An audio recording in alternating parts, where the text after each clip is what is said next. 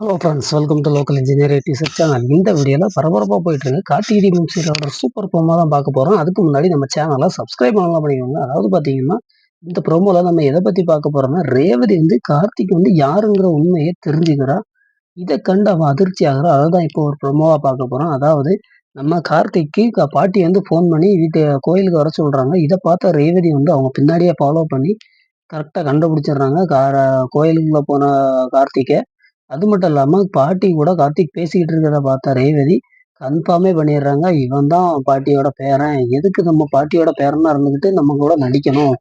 எதுக்காக இப்படி பண்றா? அப்படிங்கிற உண்மையை தெரிஞ்சுக்கிறதுக்காக வெயிட் பண்ணிக்கிட்டு இருக்காங்க. அதனால ரேவதி பாட்டிகிட்டையும் கேட்கல, கார்த்திக்கிட்டையும் கேட்கல, சைலண்டாவே இருக்கிறாங்க.